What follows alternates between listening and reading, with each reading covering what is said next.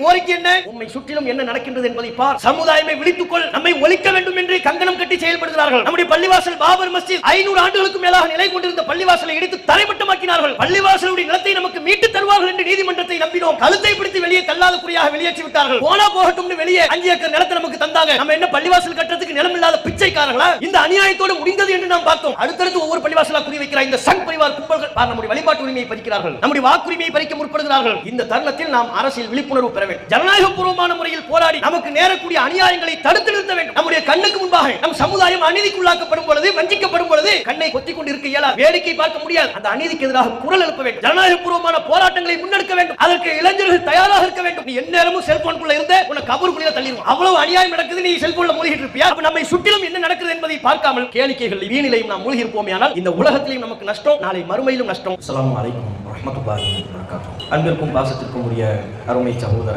சகோதரிகளே, பெரியோர்களே, பிரமத நண்பர்களே, இப்பொதுக்கூட்ட நிகழ்ச்சியில் பங்கெடுத்திருக்கும் உங்கள் அனைவர்களும் ஏக இறைவனின் சாந்தியும் சமாதானமும் உண்டாகட்டுமாக என்கிற பிரார்த்தனையோடு எனது உரையை துவங்குகிறேன். இஸ்லாமிய மார்க்கம் இறைவனால் வழங்கப்பட்ட முழுமைப்படுத்தப்பட்ட மார்க்கம். இந்த மார்க்கத்தில் அல்லாஹ்வை எவ்வாறு வணங்குவது, அவனிடம் எவ்வாறு நெருக்கம் பெறுவது என்ற வணக்க வழிபாடுகளை பற்றி மாத்திரம் பேசாமல் அவற்றோடு ஏராளமான விஷயங்களை இஸ்லாமிய மார்க்கம் மிக விரிவாக பேசுகின்றது. அரசியலை பற்றி இஸ்லாம் தெளிவாக எடுத்துரைக்கிறது. மக்களுக்கான அரசியல் எவ்வாறு அமைய வேண்டும், ஆட்சியாளர்கள் எத்தகைய நீதியோடு செயல்பட வேண்டும் என்கிற அரசியல் களம் என்று எடுத்துக்கொண்டால் அதை பற்றியும் முழுமையான வழிகாட்டல் இஸ்லாமிய மார்க்கத்தில் உண்டு. பொருளாதாரத்தை பற்றி இஸ்லாம் எடுத்துரைக்கிறது.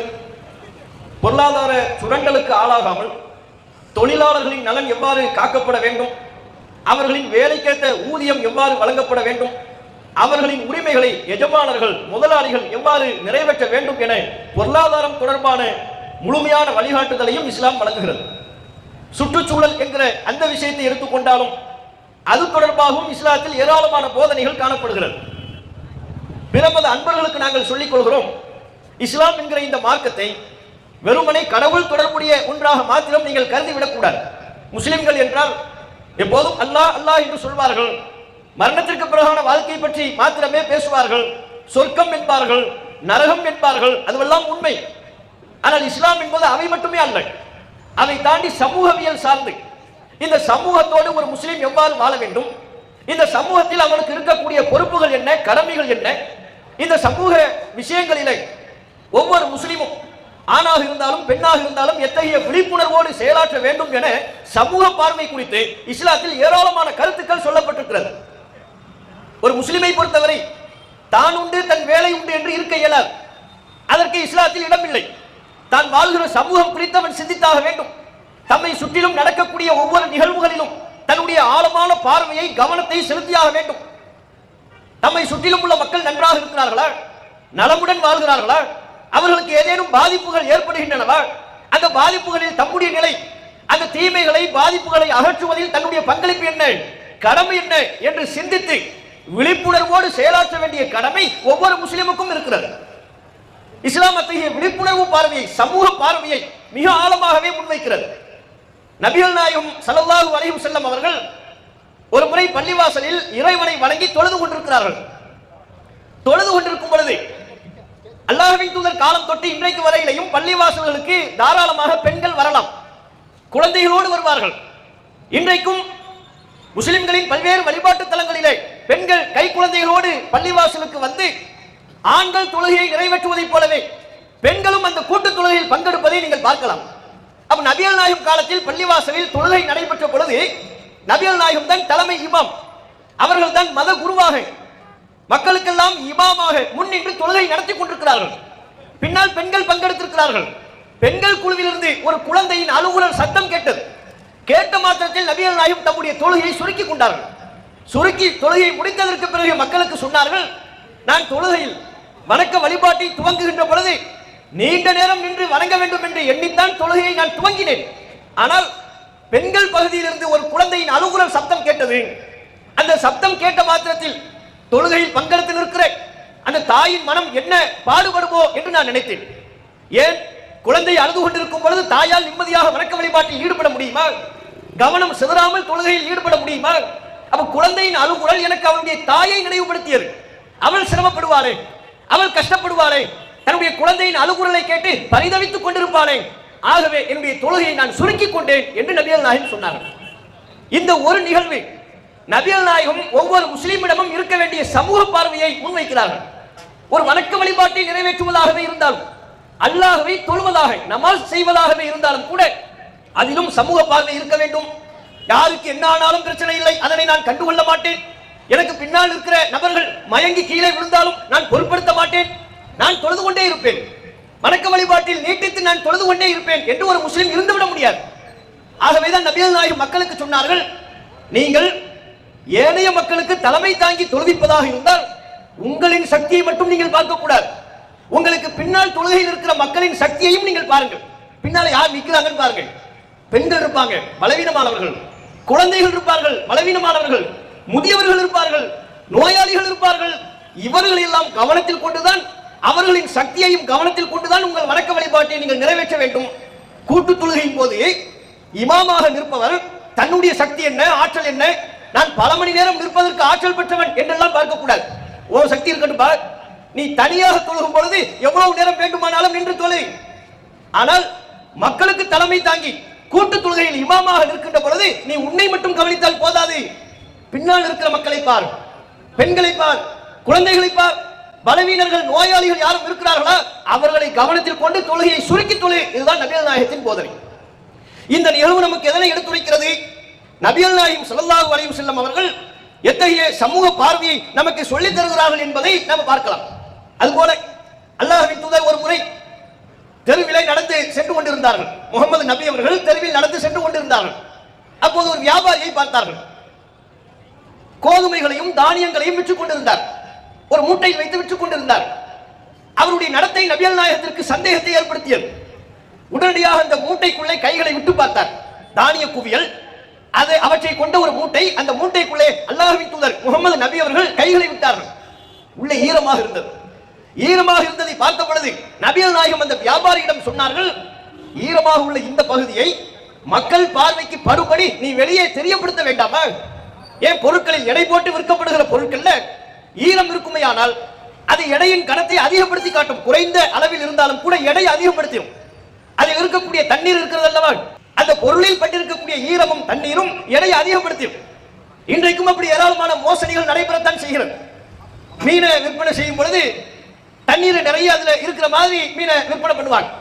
சில மீன்களை ஊசியை போட்டு சிக்கன் விற்பனை பண்றாங்கல்ல, பார்த்தா புசு புசு இருக்கும். நம்மளோட பெருசா ஆகுற அளவுக்கு சிக்கன் இப்ப கொண்டு வராங்க. எப்படி அப்படி புசு புசுன்னு வருது? ஊசியை போடுறது, தண்ணீரை ஏற்றுவது, மருந்துகளை செலுத்துவது, எடையை அதிகப்படுத்தி காட்டுவது, இது போன்ற ஒரு மோசடி அந்த காலகட்டத்தில், இன்றைக்கு நவீன காலகட்டத்தில் ஏராளமான மோசடிகள். அன்றைக்கு அந்த வியாபாரி தம்முடைய தானியங்களையும் கதிர்களையும் தண்ணீரில் நனைத்து எடையில் மோசடி செய்து விற்பனை செய்கிறார். நபிகள் நாயகம் பார்த்து விட்டார்கள். அவரிடத்தில் காரணம் கேட்டார்கள், இதை மக்களுக்கு நீ தெரியும்படி வைக்க வேண்டாமா? அவர் பதில் சொன்னார், இல்லை, மழை பொழிந்து விட்டது, ஆகவே நனைந்து விட்டது. இந்த பதில் எல்லாம் போதாது, நீ என்னுடைய மக்களை ஏமாற்றி விடக் கூடாது. மன் கஷனா ஃபலைஸ மின்னா, நம்மை ஏமாற்றுபவர் நம்மை சார்ந்தவர் அல்ல. நீ பெயரளவில் முஸ்லிம் என்று சொல்லிக் கொண்டால் கூட பிற மக்களை ஏமாற்றுவையானால், உன்னை நம்பி வருகின்ற மக்களை நீ மோசடிக்கு உள்ளாக்குவையானால் நீ என்னை சார்ந்தவனே அல்ல என்று நபிகள் நாயகம் தம்முடைய கண்டனத்தை பதிவு செய்தார். அல்லாஹ்வின் தூதர் பாதையில் நடந்து சென்ற பொழுது அந்த வியாபாரி செய்யக்கூடிய மோசடியை கண்டும் காணாமல் இருந்தார்களா? யாரு கேடு கட்டு போனால் எனக்கு என்ன, அதன் மூலம் நான் ஏமாறாமல் இருந்தால் சரி, பிற மக்கள் ஏமாந்தால் எனக்கு பிரச்சனை இல்லை என்று நபிகள் நாயகம் கடந்து சென்று விடவில்லை. மோசடி செய்யக்கூடாது என்று கண்டித்தார்கள். மோசடி செய்பவர் நம்மை சார்ந்தவர் அல்ல என்று அவருக்கு உணர்த்தினார்கள். இதனூடாகவும் நபிகள் நாயகம் அவர்கள் ஒவ்வொரு முஸ்லிமும் சமூக விழிப்புணர்வோடு தம்மை சுற்றிலும் என்ன நடக்கின்றது, மக்களுக்கு நேரக்கூடிய நிகழ்வுகள் என்ன, அதில் யாரும் பாதிக்கப்படுகிறார்களா, அதில் என்னுடைய கடமை என்ன என்பதை உணர்ந்து செயலாற்ற வேண்டிய பொறுப்பு ஒவ்வொரு முஸ்லிமுக்கும் இருக்கிறது. அதைத்தான் நபிகள் நாயகம் ஸல்லல்லாஹு அலைஹி வஸல்லம் அவர்கள் நமக்கு சொல்லித் தருகிறார்கள். இந்த தருணத்தில் நம் சமூக இளைஞர்கள் இந்த விஷயத்தில் தங்களை சுய பரிசோதனை செய்து பார்க்க வேண்டும். அல்லாஹ்வின் தூதர் வலியுறுத்துகிற சமூக பொறுப்பு இன்றைக்குள்ள முஸ்லிம் இளைஞர்களுக்கு இருக்கின்றதா? தங்களை தாங்களே சுய பரிசோதனை செய்து கொள்ளட்டும். இன்றைக்கு ஆகஸ்ட் 15, இந்த நாடு சுதந்திரம் பெற்று 69 ஆண்டுகள் ஆகிவிட்டது. இந்த நாட்டின் சுதந்திரத்திற்காக ஒரு சமுதாயம் உரிமை கொண்டாட முழு தகுதி பெறும் என்று சொன்னால் வேறு எந்த சமூகத்தை காட்டிலும் நாம் அதற்கு முழு தகுதி பெற்றவர்கள். இங்கே சமுதாய மக்கள் புரிந்து கொள்ள வேண்டும். நாங்கள் யாரின் உழைப்பையும் குறைத்து மதிப்பிடவில்லை, எந்த சமூகத்தவர்கள் செய்த தியாகத்தையும் நாங்கள் குறைத்து மதிப்பிடவில்லை. ஆனால் இந்த நாடு சுதந்திரம் பெற வேண்டும் என்பதற்காக அனைவராலும் ஒப்புக்கொள்ளப்பட்ட விஷயம் என்ன? முஸ்லிம் மூதாதையர்கள் முன்னோர்கள் தங்களுடைய சதவீதத்திற்கும் மேலாக ரத்தம் சிந்தி இந்த நாட்டின் சுதந்திரத்திற்கு அரும்பாடுபட்டார்கள். பொருளாதாரத்தை வழங்கினார்கள், இன்னுயிரை நீத்தார்கள். தங்களுடைய உடைமைகளையும் உயிரையும் அற்பமென கருதி ஆங்கிலேயர்களை விரட்டியடிக்க வேண்டும் என்பதற்காக முழு தீவிரத்தோடு செயல்பட்டவர்கள் இஸ்லாமிய சமுதாய மக்கள். இந்திய நாட்டையும் இந்திய முஸ்லிம்களையும் பிரிக்கவே முடியாது. நாங்கள் இந்த நாட்டிற்கு என்ன செய்தோம், இந்திய முஸ்லிம்கள் இந்த இந்திய நாடு சுதந்திரம் பெறுவதற்காக என்னென்ன விலைகளை கொடுத்தோம் என்பது இன்றைக்கும் நாட்டில் சரித்திர சான்றுகளாக இருந்து கொண்டிருக்கிறது. சங் பரிவார் அமைப்புகள் RSS சித்தாந்தத்தை பரப்பிக் கொண்டிருக்கிற பாஜகவும் அதனுடைய கிளை அமைப்புகளும் நாடெங்கிலும் செய்யக்கூடிய வேலை என்ன? இந்த நாட்டில் முஸ்லிம்கள் செய்த தியாகத்தை மறைக்க வேண்டும் என்பதைத்தான். இந்தியா கேட்டை போய் பாருங்கள். முஸ்லிம்கள், இந்திய முஸ்லிம்கள் இந்த நாட்டின் சுதந்திரத்திற்காக நாங்கள் பட்ட பாடு என்ன, தியாகம் என்ன என்பதை இந்தியா கேட்டு சான்றளிக்கும். ஊபியில் உள்ள ஹூனி மஸ்ஜித், ரத்தக்கரை படிந்த மஸ்ஜிதை போய் சென்று பார்த்துவிட்டு வாருங்கள். அந்த பள்ளிவாசல் சாட்சியம் அளிக்கும். எங்களுடைய வழிபாட்டு தலங்கள் ஆங்கிலேயனுக்கு எதிராக எந்த அளவிற்கு வீறு கொண்டு நாங்கள் எங்களுடைய பிரச்சாரத்தை முன்வைத்தோம் என்பதை. ஜும்மாவுடைய மேடைகளிலே, எங்களுடைய பள்ளிவாசல் வழிபாட்டு தலங்களிலே ஆங்கிலேயனுக்கு எதிராக பேசிக் கொண்டிருக்கின்ற பொழுதே பள்ளிவாசலுக்குள் உள்ளே புகுந்து ஆங்கிலேய காட்டு மிராண்டிகள் எங்களுடைய முஸ்லிம் முன்னோர்களை சுட்டுக் கொண்டார்கள். அதன் ரத்தக்கரைகள் அந்த பள்ளிவாசல்களில் படிந்திருக்கிறது. இன்னும் நாங்கள் என்னென்ன தியாகங்களை பட்டியலிட வேண்டும்? கப்பலோட்டிய தமிழன் என்று சொல்வார்கள். வ.உ. சிதம்பரம் பிள்ளை அவர் சுதேசி கப்பலை ஓட்டுவதற்காக நாடு முழுவதும் நிதியை திரட்டிய பொழுது அந்த நிதி ஆதாரத்திலேயும் முஸ்லிம்கள் தங்களுடைய பொருளாதார பங்களிப்பை செய்தார்கள். ஃபக்கீர் முகமது ராவுத்தர் அவர் தம்முடைய பொருளாதார பங்களிப்பை செய்தார். வல்லல் ஹபீப் முகமது அவர் தம்முடைய பொருளாதார பங்களிப்பை செய்தார். கொடிகாத்த குமரன் என்பார்கள். ஆங்கிலேய கொடிக்கு எதிராக இந்திய நாட்டின் தேசிய கொடியை நிலைநாட்டுவதற்கு அந்த கொடியை தூக்கி காண்பித்தாலே ஆங்கிலேயன் சுட்டுக் கொள்வான் என்கிற ஒரு நிலை இருந்த பொழுது ஆங்கிலேயனுக்கு முன்பாகவே, ஆயுதங்களுக்கு முன்பாகவே இந்திய தேசிய நாட்டின் கொடியை வரையறுத்து சுதந்திர தாகத்தை வெளிப்படுத்தினார்களே, அதில் குமரனோடு சேர்த்து 7-8 முஸ்லிம்களும் பங்கெடுத்தார்கள் என்பது நிதர்சன வரலாறு. இப்படி சுதந்திர வரலாற்றின் எந்த பக்கங்களை நீங்கள் எடுத்து பார்த்தாலும், சுதந்திரத்திற்காக பாடுபட்ட தலைவர்களை நீங்கள் எடுத்துக்கொள்ளுங்கள். தேசத்தந்தை அண்ணல் காந்தி, அவருக்கு பின்னால் முஸ்லிம்கள் அணிதிரளவில்லையா? குறிப்பிட்ட ஒரு சமூகத்தவர்கள் மட்டுமே இருந்தார்களா? எல்லோரும் இருந்தார்கள். முஸ்லிம்கள், எங்கள் முன்னோர்களும் இருந்தார்கள், நாங்களும் இருந்தோம். ஆயுதமேந்தி போராடிய சுபாஷ் சந்திர போஸ், அவருக்கு பின்னால் முஸ்லிம்கள் அணிதிரளவில்லையா? அவரின் படையில் தளபதிகளாக முஸ்லிம்கள் இருந்தார்கள். இந்த நாட்டின் சுதந்திரத்திற்காக எந்த வழியில் போராடினாலும், அது அஹிம்சா வழி என்று எடுத்துக்கொண்டாலும், ஆயுதமேந்திய போராட்டங்களாக இருந்தாலும் அத்தனையிலே முஸ்லிம்கள் பங்கெடுத்தார்கள். இந்த நாடு சுதந்திரம் பெற வேண்டும் என்பதுதான் அவர்கள் பார்வையாக இருந்ததை தவிர தலைவர் யார் என்பதை பார்க்கவில்லை, அவர் மதம் என்ன என்பதை பார்க்கவில்லை. காந்திக்கு பின்னால் அணிதிரண்ட முஸ்லிம்கள் காந்தியின் மதத்தை பார்க்கவில்லை. சுபாஷ் சந்திர போஸுக்கு பின்னால் அணிதிரண்ட முஸ்லிம்கள் சுபாஷ் சந்திர போஸின் மதம் என்ன என்று பார்க்கவில்லை. இன்றைக்கும் அப்படித்தான் செயல்பட்டுக் கொண்டிருக்கிறார்கள். ஆனால் இவ்வளவு தியாகத்தை செய்த முஸ்லிம்களை இதே சுதந்திர போராட்டத்திற்காக திருச்சியில் ஜமால் முகமது கல்லூரியை நிறுவிய நிறுவனர்கள், ஜமால் முகமது சாஹிப் அவருடைய குடும்பத்தார்கள் பொருளாதார பங்களிப்பு, சுதந்திர வேட்கையை மக்கள் மத்தியிலே ஊட்டுவதற்காக அவர்கள் செய்த தியாகங்கள் பக்கம் பக்கமாக சொல்லிக் கொண்டே செல்லலாம். இவ்வளவு தியாகத்தையும் செய்த முஸ்லிம்கள் இன்றைக்கு எப்படி நடத்தப்படுகிறார்கள்? இந்த சமூகத்திற்கு இன்றைக்கு நேர்ந்திருக்கிற கதி என்ன? குடியரசு தினம் என்று எடுத்துக்கொண்டாலும் சரி, சுதந்திர தினம் என்று எடுத்துக்கொண்டாலும் சரி, மாநிலத்தின் முதல்வர்கள் உரையாற்றுவார்கள், நாட்டின் பிரதமர் உரை நிகழ்த்துவார். சுதந்திர தியாகிகளில் ஒரு முஸ்லிமின் பெயர் இடம்பெற்றிருப்பதை நீங்கள் பார்க்க முடியுமா? ஒரு முஸ்லிம். திப்பு சுல்தானை பற்றி பேசி நீங்கள் பார்த்ததுண்டா? அரசு தொலைக்காட்சியில் திப்பு சுல்தானின் வீர தீர சாகசங்களை குறிப்பிடுகின்ற பொழுது இது ஒரு கற்பனை கதை என்று போடுவார்கள். எவ்வளவு பெரிய கயமைத்தனம்! திப்பு சுல்தான் கற்பனை கதாபாத்திரமா? அவனுடைய வீரம் கற்பனை கதாபாத்திரமா? இந்த நாட்டிற்காக அவன் சிந்திய ரத்தம் கற்பனையா, கனவா? அப்படித்தான் இந்த நாடு சித்தரிக்கிறது. திப்பு சுல்தானை மட்டுமல்ல, நெல்லையில, பேட்டையில ஆங்கிலேயர்களின் மீதான வெறுப்பை வெளிப்படுத்த வேண்டும் என்பதற்காக தம்முடைய கல்வியை துறந்த கல்விமான்கள் ஏராளமான சுதந்திர போராட்ட தியாகிகள் இருக்கிறார்கள். காயிதே மில்லத் இஸ்மாயில் இருக்கிறார், அவருடைய சகாக்கள் இருக்கிறார்கள். உன்னுடைய கல்வி எங்களுக்கு வேண்டாம், நீ எங்களுக்கு வழங்கக்கூடிய பட்டங்கள் வேண்டாம் என்று பட்டங்களை துறந்தார்கள், கல்வியை துறந்தார்கள். முஸ்லிம்கள் பேர் நீங்க நிறைய பேரை பார்க்கலாம், ஆசாத் என்று பெயர் வைப்பார்கள். இன்றைக்கும் ஒரு கூட்டத்தில் ஆசாத் அப்படின்னா அதுல நிறைய பேர் இருப்பாங்க. முகமது ஆசாத். எப்படி இந்த ஆசாத் என்கிற பெயர் முஸ்லிம்களுக்கு வந்தது? 100 முஸ்லிம்கள் குழுமி நின்றால் ஆசாத்னு சத்தம் போட்டு கூப்பிடுங்க, 2 பேர் திரும்பி பார்ப்பான். பாய் யாரும் நம்மள தான் கூப்பிடுறாங்க, திரும்பி பார்ப்போம். ஆசாத்ங்கிறது யாரு பேரு? முஸ்லிம்கள் நாங்க பேர் வைக்கிற வழக்கம் எப்படி தெரியுமா? நாங்கள் தீர்க்கதரிசி என்று நம்பக்கூடிய இறை தூதர்களின் பெயர்களை வைப்போம். முகமது நாங்கள் நம்பக்கூடிய ஒரு தீர்க்கதரிசி, அவர் வழி நாங்கள் நடப்பதாக நம்புகிறோம். இறைவனால் அனுப்பப்பட்ட இறுதி தூதர் முகமது என்று பெயர் வைப்போம். மூசா என்று பெயர் வைப்போம். ஈசா என்று பெயர் வைப்போம். ஈசா அலைஹிஸ்ஸலாம் அவர்கள் இறைவனால் தேர்வு செய்யப்பட்ட இறை தூதர். முகமது நபிக்கு முன்பு வாழ்ந்த தீர்க்கதரிசிகள் அவங்க பேரை வைப்போம். முகமது நபிகள் அவர்களின் போதனைக்கு ஏற்ப நடந்த அவர்களின் தோழர்கள் அவர்களுடைய பேரை வைப்போம். அப்துல்லா, அபூபக்கர், உமர், இதெல்லாம் அரபி சொற்கள் தான். ஆனால் அவர்கள் இந்த மார்க்கத்திற்காக ஆற்றிய பங்களிப்பையும் இஸ்லாமிய மார்க்கம் இறைவனால் அவருக்கு பல்வேறு சிறப்புகள் சொல்லப்பட்டிருப்பதாக நாங்கள் நம்பி அந்த பெயர்களை சூட்டுவோம். ஆசாத் என்பது அதில் எந்த வகை பெயர்? தீர்க்கதரிசியா? கிடையாது. தீர்க்கதரிசி வழி நடந்த நல்லோரா? அந்த பட்டியலையும் ஆசாத்ங்கிற பெயர்லாம் இல்லை. அப்ப இந்த ஆசாத் என்கிற பெயர் எப்படி வந்தது? ஆசாத் என்றால் சுதந்திரம் என்று பொருள். எங்களுடைய முன்னோர்கள் இந்த நாடு சுதந்திரம் பெற வேண்டும் என்பதை உளப்பூர்வமாக விரும்பிய காரணத்தினால் தங்களுடைய பிள்ளைகளுக்கு ஆசாத் ஆசாத் சுதந்திரம் சுதந்திரம் என்று பெயர் வைத்தார்கள். எங்களுடைய பெயர் சூட்டுதலிலேயே சுதந்திரம் பற்றி வெளிப்படுத்தியவர்கள். இன்றைக்கும் அத்தகைய பெயர்கள் இருக்கிறது. அதன் மரபு வழியாக தொடர்ச்சியாக தங்களுடைய பிள்ளைகளுக்கு சந்ததிகளுக்கு ஆசாத் இவருடைய தாத்தாவுடைய பெயரா இருக்கும். இவங்க பரம்பரையில் 5 தலைமுறைக்கு முன்னால ஒருவரின் பெயரா இருக்கும். அதன் நினைவாக ஆசாத் என்று இன்றைக்கும் பெயர் சூட்டுகிறார்கள். சுதந்திரத்தை வெளிப்படுத்தக்கூடிய, சுதந்திர பற்றை, தியாகத்தை வெளிப்படுத்தக்கூடிய பெயர். அது மட்டுமா, ஆங்கிலேயன் அவனை ஒத்து நம்முடைய செயல்பாடுகள் எதுவும் அமைந்துவிடக் கூடாது என்பதற்காக ஆங்கிலேயனை போல முடிவெட்டுவதை ஹராம் என்று சொன்னார்கள். முடிவெட்டுவது ஹராம் ஃபத்வா கொடுத்தார்கள். இன்றைக்கும் அவர்கள் சுதந்திர காலத்தில் சுதந்திர போராட்டத்தில் பங்கெடுத்த ஆலிம்களின் ஃபத்வாக்கள் இன்றைக்கும் எழுத்தில் இருக்கிறது. ஆங்கிலேயனை போல் முடிவெட்டுவது ஹராம். அவன் ஒரு கிராஃப்ட் வெட்டுவான். இன்னைக்கு நிறைய டைப்ல முடி வெட்டுறான். சரட்டியை கவுத்துன மாதிரி, முள்ளம்பட்டி தலையில நிக்கிற மாதிரி, ஃபயர் கட்டிங் பெட்ரோலை ஊத்தி முடி வெட்டுறது ஏகபோகமா இன்னைக்கு சீர்கட்டு போயிட்டான். அது வேற.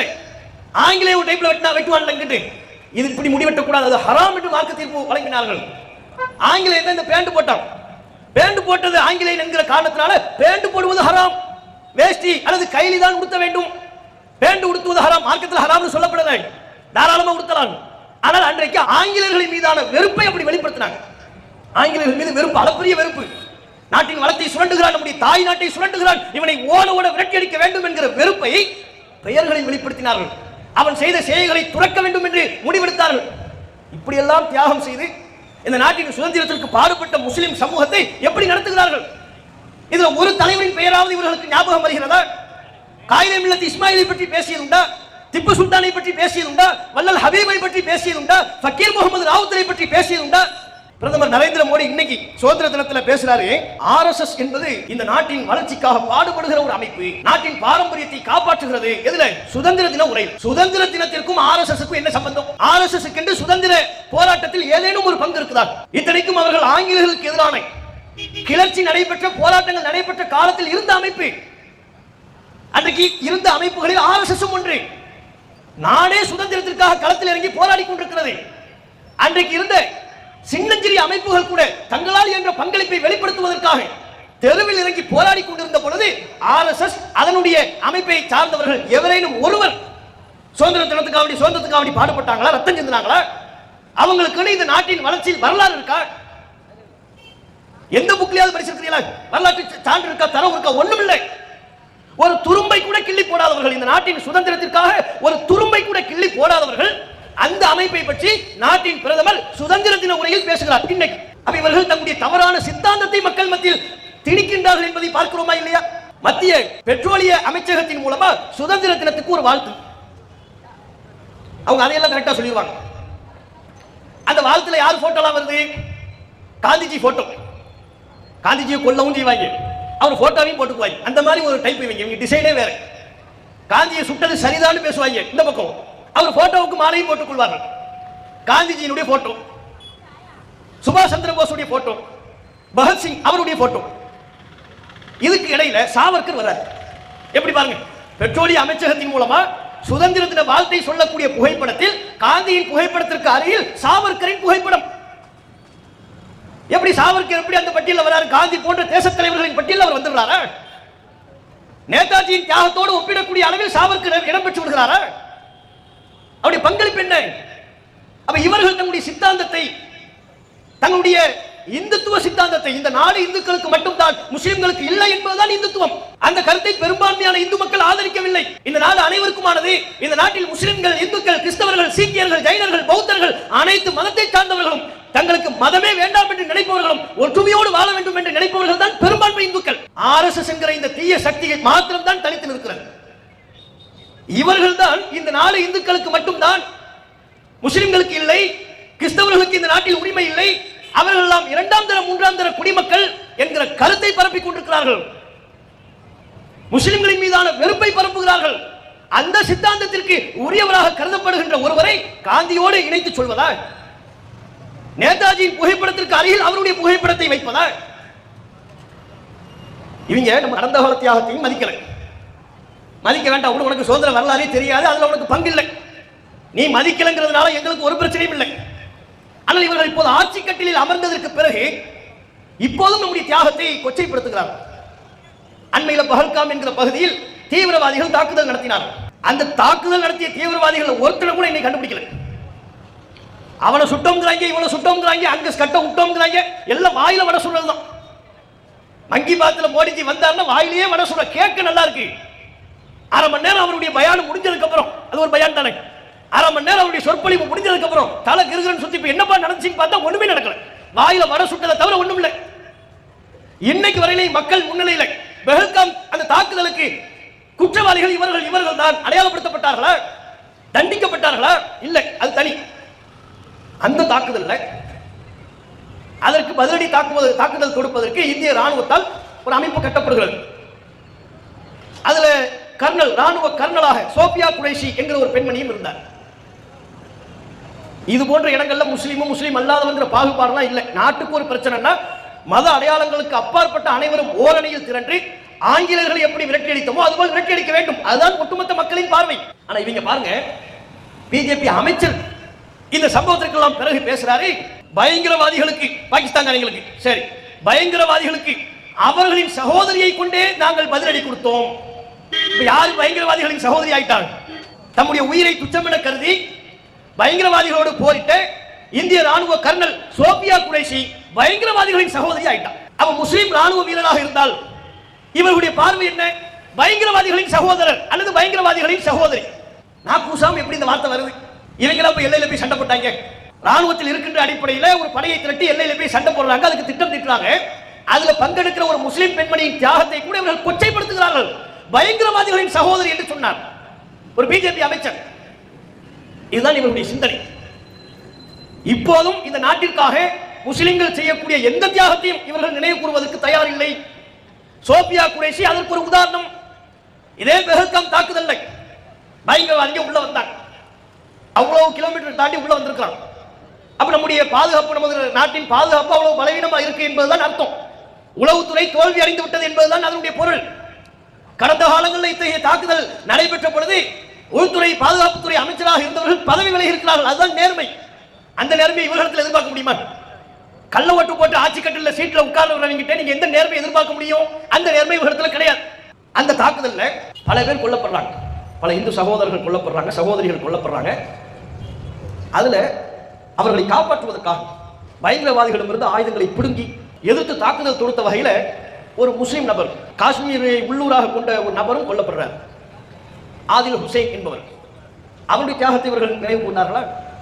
பாராளுமன்றத்தில் பெஹல்காம் தாக்குதலை பற்றி பேசிய பொழுது அதில் உயிர் நீத்த பல்வேறு பெயர்களை சொல்லுகின்ற பொழுது ஆதில் ஹுசைன் என்பவருடைய பெயரை இவர்கள் சொல்லவே இல்லை. பாராளுமன்றத்திலையும் பேசவில்லை, பத்திரிகை அறிக்கையிலையும் இவர்கள் குறிப்பிடவில்லை, மங்கி பாத்திலையும் இவர்கள் சொல்லவில்லை. எந்த ஒன்றிலையும் ஆதில் ஹுசைன் என்கிற ஒரு முஸ்லிம் காஷ்மீரி, அவர் இவ்வளவு அப்பாவி மக்களை காப்பாற்றுவதற்காக உயிரை துறந்தார் என்று சொல்வதற்கு சங் பரிவார் அமைப்புகள் தயாரில்லை. சங் பரிவார் அமைப்புகளை விடுங்கள், ஊடகங்கள் சொன்னதால், விரல் விட்டு எண்ணக்கூடிய ஊடகங்களை தவிர பெரும்பான்மையான ஊடகங்கள் சொன்னது என்ன தெரியுமா? இவ்வளவு மக்கள் கொல்லப்பட்டாங்க, ஒரு குதிரை ஓட்டியும் கொல்லப்பட்டார். குதிரை ஓட்டி, அவர் முஸ்லீம், அவர் பேர் வராது, அங்க ஒரு குதிரை ஓட்டியா மாறிடுவார். லோக்கல்ல பெஹல்காம் என்கிற அந்த சுற்றுலா பகுதியில் அவர் குதிரை ஓட்டக்கூடிய தொழிலை செய்கிறார். முஸ்லிம் பேர் சொன்னா எங்க முஸ்லிம்களுக்கு கிரெடிட் போயிருமோ, முஸ்லிம்களை பற்றி நல்ல விதமான எண்ணம் உருவாகி விடுமோ என்கிற ஒரு தீய நோக்கத்தில் அவரின் பெயரை சொல்வதை தவிர்த்து ஒரு குதிரை ஓட்டியும் கொல்லப்பட்டார். அப்ப மட்டும் குதிரை ஓட்டியா மாறிடுவான். எவனாலும் ஒரு கிறுக்கன் அரலூசு மென்டலு திடீர்னு ஹாஸ்பிட்டலுக்கு ஃபோன் பண்ணி அல்லது சீஃப் மினிஸ்டருக்கு ஃபோன் பண்ணி நான் குண்டு வச்சிருக்கிறேன்னு சொல்லுவான். அவன் மென்டல், உண்மையிலேயே அரை மென்டலா இருப்பான். பஸ் ஸ்டாண்ட்ல மென்டலா சுத்திக்கிட்டு இருப்பான். அவன் பேர் அப்துல் காதர்னு வைங்க, அவ்வளவுதான் எண்ணெய் அங்கிருந்து வந்துடும். ஏன்னா அந்த மென்டல் பிடிக்க பேர் அப்துல் காதர் இல்ல. அப்துல் காதர்னு பேர் இருந்துச்சுன்னா அவன் மென்டலா இல்லை அதையெல்லாம் பார்க்கறது இல்லை.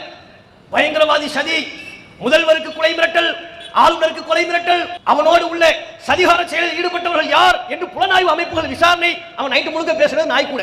அவன் ஒரு லூசு, நாய்கிட்ட பேசிக்கிட்டு இருப்பான், ஆடு மாடுகிட்ட பேசிக்கிட்டு இருப்பான். சதிகார கும்பலில் ஈடுபட்டவர்கள் யார், புலனாய்வு அமைப்புகள் விசாரணை முடுக்கி விட்டார்கள். பாருங்க, ஒரு தவறான செயல முஸ்லீம் ஈடுபட்டா எல்லாரும் ஈடுபடுறாங்க, முஸ்லீமும் ஈடுபடுவார்கள். அதுல முஸ்லீம் ஈடுபட்டா அவன் அடையாளப்படுத்துறது. இந்த சமூகமே இப்படித்தான் என்று பொய் பிம்பத்தை உருவாக்குவது.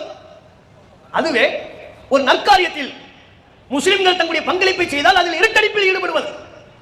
ஆதில் ஹுசைனுடைய தியாகம் இரட்டடிப்பு செய்யப்பட்டது. தன்னுடைய உயிரை துறந்து பல அப்பாவி மக்களின் உயிர் பாதுகாப்பதற்காக தம்முடைய உயிரை அர்ப்பணம் செய்த தியாகி அவர். காஷ்மீரின் அடையாள சின்னம். அவர் நினைவுகூரப்படுவதற்கு தகுதியற்ற நபராக மாறிவிடுகிறார். சோபியா குறைஷி அவர் நினைவுகூரப்படுவதற்கு தகுதியற்ற நபராக மாறிவிடுகிறார். காரணம், அவர்கள் முஸ்லிம்கள் என்பதால். இதுவெல்லாம் நம்மை சுற்றி பின்னப்படுகிற சதிவலைகள் அல்லவா? ஆளுகின்ற அரசாங்கம் இத்தகைய சதிவலைகளில் ஈடுபடுகிறது. மீண்டும் மீண்டும் பொய்களையும் தவறான வரலாற்று செய்திகளையும் சொல்லி முஸ்லிம்களின் மீதான வெறுப்பை பலமாக கட்டமைக்கிறார்கள். நேற்று தமிழக ஆளுநர் ஒரு செய்தி குறிப்பு போட்டிருந்தார், பாத்தீங்களா? ட்விட்டர்ல ராஜ்பவன் தமிழ்நாடு அப்படிங்கிற ட்விட்டர்ல தமிழக ஆளுநர் தமிழக மக்களின் மீது அவருக்கு எந்த அக்கறையும் கிடையாது. தமிழர்களுடைய எந்த பிரச்சனைகளையும் அவர் குரல் கொடுத்ததும் இல்லை. ஆக மொத்தம் நம்முடைய வரி பணத்தில் ஊதியம் பெற்றுக்கொண்டு நம்மை பற்றி சிந்திக்காத ஒரு நபர். தமிழக மக்களை பற்றி அவர் சிந்திக்கிறதே, நம்ம பிரச்சனை என்னன்னே அவருக்கு தெரியாது. இருந்துட்டு போகட்டும். அவர் நேற்றைய தினம் சுதந்திர தினம் அதை முன்னிட்டு ஒரு செய்தி குறிப்பு வெளியிடுறார். இன்று ஆகஸ்ட் 14 பாரதம் தனது 5000 ஆண்டுகளுக்கும் மேலான வரலாற்றில் ஒருபோதும் நடந்திராத சம்பவத்தை ஆழ்ந்த வேதனையோடு நினைவு கூறுகிறது. 5000 வருஷமா இப்படி ஒரு சம்பவம் நடந்ததே இல்லை. ரொம்ப துயரத்தோட வேதனையோடு நாம நினைவு கூற வேண்டி இருக்கிறது. சரி, எதை பத்தி சொல்றாரு? ஆங்கிலேயர்களை பத்தி எதுவும் சொல்றாரா? ரவுலட் சட்டத்தால இந்திய மக்கள் பாதிக்கப்பட்டார்கள், அதை பற்றி பேசுகிறாரா? ஜாலியன் வாலாபாக் படுகொலையை பற்றி பேசுறாரா? எதை பத்தி பேசுகிறார்னு பார்த்தா ஆங்கிலேயர்களை பத்தி அவர் சொல்லலை. அவர் சொல்றாரு பாருங்க, பாரத தாயின் பல லட்சம் அப்பாவி குழந்தைகளை கொன்று முஸ்லிம்களுக்கு ஒரு தனி நாடு என்ற அடிப்படையில் முஸ்லீம் லீக் அதன் வன்முறையை கட்டவிழ்த்தது. பல லட்சம் மக்களை முஸ்லீம் லீக் கொண்டு குவித்து விட்டார்கள். அதாவது முஸ்லிம்கள் கொண்டு குவித்தார்களாம், வன்முறையை கட்டவிழ்த்து விட்டார்களாம். யார் சொல்றார்? ஆளுநர் ரவி சொல்றார். இன்னும் சொல்றார் பாருங்க, முஸ்லீம் லீக்கால் காபிர்கள் என்று முத்திரை குத்தப்பட்டதால் பல்லாயிரம் ஆண்டுகளாக தங்கள் மூதாதையர்கள் வாழ்ந்த நிலத்திலிருந்து லட்சக்கணக்கானவர்கள் வேறறுக்கப்பட்டார்கள். முஸ்லீமுக்கு முஸ்லீம் அல்லாதவர்கள் எல்லாம் காபிர்னு முத்திரை குத்திச்சாங்க. அப்படி முத்திரை குத்துனதுனால லட்சக்கணக்கான மக்கள் வேறறுக்கப்பட்டார்கள், குழந்தைகள் கொல்லப்பட்டார்கள், லட்சக்கணக்கான அப்பாவி மக்கள் வேறறுக்கப்பட்டார்கள். யாரால்? முஸ்லிம்களால். யார் சொல்றார்? ஆளுநர் ரவி சொல்றார். இப்படி ஒரு வரலாறு நடந்துச்சா? முஸ்லிம்களுக்கு இந்த நாட்டில் வன்முறையை கட்டவிழ்த்து விட்டதா? முஸ்லிம்கள் வன்முறையை கட்டவிழ்த்து விட்டார்களா? லட்சக்கணக்கில் குழந்தைகள் கொல்லப்பட்டார்களா? அப்பாவி மக்கள் வேறறுக்கப்பட்டார்களா? ஒரு கற்பனையை, ஒரு பொய்யை உருவாக்கி அதன் பேரில் முஸ்லிம்களின் மீதான வெறுப்பை திணிப்பது எப்படிப்பட்ட ஒரு பொய், ஒரு வரலாற்று புனைவு! வெட்கமே இல்லாமல் நாக்கூசாம இந்த பொய்யை சொல்லி தெரிய வேண்டுமா? இன்றைக்கும் அவருடைய ராஜ்பவன் தமிழ்நாடு என்கிற ட்விட்டர் தளத்தில் அவருடைய கருத்து இருக்கிறது. அப்ப ஏற்கனவே முஸ்லிம்கள் லட்சக்கணக்கான மக்களை காபிர்னு முத்திரை குத்தி கொண்டுட்டாங்களாம். அது ஒரு பக்கமா, கொண்டுட்டாங்க, குழந்தைகளை கொண்டு விட்டார்கள். இது ஒரு பக்கம். அடுத்து சொல்றாரு, பல்வேறு போர்வையில் இதே போன்ற சக்திகள் இன்றும் அதிகரித்து வருவதால் ஆழ்ந்த உணர்வுடன் இதே நாளை பாரதம் நினைவு கூறுகிறது. இன்னைக்கும் அப்படிப்பட்ட தீய சக்திகள் இருக்கிறாங்க. எவன் இருக்கலாம்? எவன் இருக்கிறான்னு சொல்லு. இது என்ன இப்படி ஒரு பொய்? இந்த நாட்டில் உள்ள அத்தனை முஸ்லிம்களையும், இந்த நாட்டிற்காக பாடுபட்ட அத்தனை முஸ்லிம்களையும் சந்தேக கண்ணோட்டத்தோடு பார்க்கக்கூடிய ஒரு நச்சு கருத்தை அவ்வளவு லேசா அனாயசமா சொல்லிட்டு போயிட்டாரே. ஆளுநர் என்கிற பொறுப்பில் இருக்கக்கூடிய ஒருவர், ஒரு உயரிய பதவியில் பொறுப்பில் உள்ளவர்கள் தங்களுடைய மதத்திற்கு அப்பாற்பட்டு அனைத்து மக்களையும் அரவணைக்கிற பொறுப்புணர்வோடு சிந்திக்கணும், செயல்படணும், கருத்துக்களை சொல்லணும். இவருடைய கருத்துக்கும் மதுரை ஆதீனம் இதுக்கு முன்னால சொன்னார்ல, அந்த கருத்துக்கு ஏதாவது வித்தியாசம் இருக்கா? மதுரை ஆதீனம் பைபாஸ்ல வந்துகிட்டு இருக்கிறார், கார்ல வந்துகிட்டு இருக்கிறார், வேகமா வர்றாரு. குறுக்க ஒரு கார் போகுது, அதாவது மெயின் ரோட்ல ஒரு கார் போய்கிட்டு இருக்கு, இவர் கார் தான் குறுக்குல போகுது. இடிச்சிருச்சு, லேசா இடிச்சிருச்சு. அங்கேயே நின்று கொஞ்சம் தள்ளி போய் நின்று, ஏன்பா எங்க காரை இடிச்சேன்னு டிரைவர் பேசி, எங்களுக்கு அவ்வளவு செலவாகி விட்டது, இவ்வளவு செலவாகிட்டதுன்னு பணத்தையும் கறந்துட்டு போயிட்டாங்க. இது ஒரு கதை. பணத்தையும் கலந்ததற்கு பிறகு திடீர்னு எங்கிருந்து என்ன டைரக்ஷன் வந்துச்சுன்னு தெரியல, மதுரை ஆதீனம் பேட்டி செய்தியாளர்களுக்கு பேட்டி கொடுக்கிறார். என்னை கொல்ல பார்த்தார்கள். உன்னை யாரையா கொல்ல பார்த்தா? என்னை கொல்ல சதி. நான் ரோட்டில் பயணித்துக் கொண்டிருந்த பொழுது திட்டமிட்டு என்னுடைய காரை துரத்தி வந்தார்கள். சேசிங் பண்ணாங்களாம். சினிமா படத்துல சேசிங் பண்ணுவாங்கல்ல, அந்த மாதிரி சேஸ் பண்ணாங்களாம். இவர் காரு மெயின் ரோட்ல போகுது, அவங்க காரு குறுக்க வரான். அவன் ஆஸ்பத்திரிக்கு போறான். ஆஸ்பத்திரிக்கு போவதற்குரிய பேப்பர் ஆதாரம் அனைத்தும் காவல்துறையால் விசாரிக்கப்பட்டு உறுதி செய்யப்பட்டது. மதுரை ஆதீனம் பொய் சொல்கிறார் என்பது காவல்துறையால் உறுதி செய்யப்பட்டது. அந்த வகையில் காவல்துறையின் பணியை நாம் பாராட்டியாக வேண்டும். எவ்வளவு பெரிய ஒரு மத வெறுப்பை அவ்வளவு சிம்பிளா மக்கள் மத்தியில பரப்ப பார்த்தார். திட்டமிட்டு சொல்றாரு பாருங்களேன், என்னை கொல்ல பார்த்தார்கள். சரியா, யார் அவனை கொல்ல பார்த்தார்? நான் பார்த்தேன், நீண்ட தாடி வைத்திருந்தார். அதான பார்த்தேன், நீண்ட தாடி வைத்திருந்தார், குல்லா போட்டிருந்தார். முடிஞ்சு போச்சுல, இதுக்கு மேல சொல்லணுமா? இதுக்கு மேல யாருன்னு உங்களுக்கு தனியாவே சொல்லணுமா? தாடி வச்சிருந்தாருனாலே முடிஞ்சு போச்சு. அவன் பயங்கர ஐஎஸ் ஐஎஸ் பயங்கரவாதிங்கிற ரேஞ்சுக்கு போயிருவாங்க. ஏன் இவங்க கணக்குக்கு என்ன தாடி வச்சாலே ஐஎஸ் ஐஎஸ் பயங்கரவாதி. ஆதில் ஹுசைன் தாடி வச்சிருந்தாரு, அது உங்களுக்கு தெரியாது, அது எங்களுக்கு தேவையில்லை. தாடி வச்சா பயங்கரவாதி. அடுத்து என்ன, குல்லா போட்டிருந்தாரு, அவ்வளவுதான், அதுக்கு மேல டவுட்டே இல்லை. அப்ப குல்லா போட்டிருந்தார், தாடி வச்சிருந்தாரு, குல்லா தாடி, குல்லா தாடி, என்னை கொல்ல வந்தார். குல்லாவுக்கும் கொல்லவுக்கும் ஏதோ வார்த்தையில ஒற்றுமை இருக்குல்ல, அதை வச்சு அடிச்சு விடுறது. குல்லா குல்லா போட்டு ஒருவர் என்னை கொல்ல வந்தார். பத்திரிகைக்காரங்க பார்த்தாங்க, சூப்பரா இருக்கு செய்தி, இப்படியே போட்டுருவோம். குல்லா போட்டு ஒருவர் கொல்ல வந்தார், பிளாஷ் நியூஸ்ல ஓடிக்கிட்டு இருக்கு. என்ன ஏதுன்னு காவல்துறை விசாரிச்சு அப்படி ஒரு சம்பவமே இல்லை, அது ஒரு பொய். காவல்துறையால் வழக்கு பதிவு செய்யப்பட்டது. நீதிமன்றம் விசாரணைக்கு அழைத்தது. நீதிமன்றம் விசாரணைக்கு அழைக்கின்ற பொழுது அவருக்கு உடம்பு முடியல, படுத்த படுக்கை ஆயிட்டார். நம்மளெல்லாம் அப்படி விசாரிப்பாங்களான்னு தெரியல. படுத்த படுக்கை இப்படி ஹாயா படுத்துக்கிட்டே போலீஸ் விசாரிக்கிறாங்க. சரி, உண்மையிலே உடம்பு முடியல, முதுமை, விட்டுறலாம். மறுநாள் நிகழ்ச்சிகள்ல படுஜோரா போய் பங்கெடுக்கிறார். அவ எப்படி திடீரென்று அவ்வளவு புத்துணர்ச்சி வருகிறது? காவல்துறை விசாரிக்கின்ற பொழுது நோய்வாய்ப்பட்ட ஒருவர் அதற்கு அடுத்த மறுநாள் நிகழ்ச்சிகள்ல வெகு ஜோரா போய் பங்கெடுக்கிறார். இது நம்ம குறிப்பிட வருவது, மதுரை ஆதீனம் தம்முடைய பொறுப்பிற்கு தகுதி இல்லாத முஸ்லிம் வெறுப்பை எப்படி பரப்பினார்? இதற்கு முன்பு மதுரை ஆதீனம் ஒருத்தர் இருந்தார். அவர் மக்களுக்கு மத்தியில் அன்பை பரப்பினார், சமய நல்லிணக்கத்தை விரும்பினார். முஸ்லிம்களின் மீதான வெறுப்பை ஒருபோதும் அவர் சொன்னதே கிடையாது. எந்த மதத்திற்கு எதிராகவும் அவர் கருத்து சொன்னதில்லை. எல்லாரையும் நேசிக்க வேண்டும் என்கிற அடிப்படையில் தம்முடைய பொறுப்பிற்கு உகந்த வகையில் செயல்பட்டார். இப்ப இருக்கிற மதுரை ஆதீனம் தம்முடைய பொறுப்பிற்கு சம்பந்தம் இல்லாத வகையில் மதவெறுப்பை பரப்பினார். அதற்கு சற்றும் குறைவில்லாத செயல் ஆளுநரின் இந்த பதிவு, வரலாற்று புனைவு. பிரிவினையின் போது முஸ்லிம்கள் கொல்லப்படவில்லையா? அது எவ்வளவு பெரிய கலைவரம்! ஆங்கிலேயர் உண்டாக்கிய வெறுப்பு, டிவைட் அண்ட் ரூல், மக்களை பிரி, அவர்களை ஆட்சி செய்ய, அவர்களை அதிகாரம் செய், இதுதான் ஆங்கிலேயரின் சதி திட்டம். அதன் அடிப்படையில் இந்த நாட்டில் உள்ள ஒற்றுமையாக இருந்த முஸ்லிம்களையும் இந்து மக்களையும் மத ரீதியாக பிளவுபடுத்தியது ஆங்கிலேயர். அந்த பிரிவினை காலகட்டத்திலும் அதை தொடர்ந்து சுதந்திரம் பெற்ற ஓராண்டிலேயே, ஒரு சில ஆண்டுகளிலேயே காந்தி சுட்டுக் கொல்லப்படுகிறார். கொன்றவன் கோச்சே, RSS அமைப்பின் பின்புலத்தில் இருந்தவன் சாவர்கரும். இவர்கள் இன்றைக்கு எந்த காந்தியின் புகைப்படத்தோடு சாவர்கரின் புகைப்படத்தை இணைத்து வெளியிடுகிறார்களோ, அந்த சாவர்கரும் காந்தியின் கொலையில் குற்றம் சாட்டப்பட்ட நபர், பின்பு விடுவிக்கப்பட்டார். அத்தகைய ஒரு நபரை இவர்கள் கொண்டாடக்கூடிய ஒரு மனநிலைக்கு தள்ளுகிறார்களே. காந்தியை கொன்றுவிட்டு அவர்கள் அந்த நாட்களில் பரப்பியது என்ன? இஸ்மாயில் என்கிற ஒரு முஸ்லிம் கையில் பச்சை குத்தி இருந்தான், அவன் தான் காந்தியை சுட்டுக் கொண்டான் என்று முஸ்லிம்களின் மீதான வெறுப்பை பரப்பி நூற்றுக்கணக்கான முஸ்லிம்கள் கொல்லப்படவில்லையா? பிரிவினையின் போது எல்லா தரப்பு மக்களும் இழந்தார்கள். பல இழப்பை நாம் சந்திக்க வேண்டியது இருந்தது. அதை எவ்வளவு லாபகமா முஸ்லிம்களின் மீது பழிய போடுறார். முஸ்லிம்கள் தான் இதை பண்ணாங்க, இவர்கள் காபிர்கள் முத்திர குத்துனதுனால தான். காபிர்னா என்ன அர்த்தம்? முஸ்லிம் அல்லாதவர் அர்த்தம். முஸ்லிம் அல்லாதவரை முஸ்லிம் அல்லாதவர் என்று தானே சொல்ல முடியும். அப்படி சொன்னதுனால முஸ்லிம் அல்லாதவரை வெட்டுங்கள் என்று சொல்கிறோமா? குர்ஆன் சொல்லிச்சா? இஸ்லாம் சொன்னதா? ஒருபோதும் அப்படி சொல்லவில்லை. இஸ்லாம் எல்லா உயிர்களையும் நேசிக்க சொன்னது. மன் கதல நஃப்ஸன் பிகைரி நஃப்ஸின் ஃபகஅன்னமா கதலன் நாஸ ஜமீஆ. எவர் ஒருவர் இந்த உலகத்தில் ஒரு உயிரை கொலை செய்வாரோ அவர் உலகத்தில் உள்ள எல்லா உயிரையும் கொலை செய்தவர் போலாவார். ஒரு மனுஷனை நீ கொன்ன, அவன் முஸ்லிமா இருந்தாலும் இந்துவா இருந்தாலும் யாரா இருந்தாலும், ஒரு அப்பாவி உயிரை நீ கொலை செய்தால் உலகத்தில் உள்ள எல்லா மானுட உயிர்களையும் கொலை செய்த பாவம் உனக்கு உண்டு என்று சொல்கிறது குர்ஆன். அத்தகைய குர்ஆன் எப்படி காபிர்களை வெட்டுங்கள், குத்துங்கள், கொல்லுங்கள் என்று சொல்லும்? அதெல்லாம் ராணுவ வீரர்களுக்கு சொல்லப்பட்ட கட்டளைகளை சந்தர்ப்ப சூழ்நிலையை புரிந்து கொள்ளாமல் பொருத்தி முஸ்லிம்களின் மீதான வெறுப்பை பரப்புவதற்கு பயன்படுத்தப்படுகிறது. அதைத்தான் இவங்க செஞ்சாங்க. எவ்வளவு வரலாற்று புனைவில் ஈடுபடுகிறார்கள்.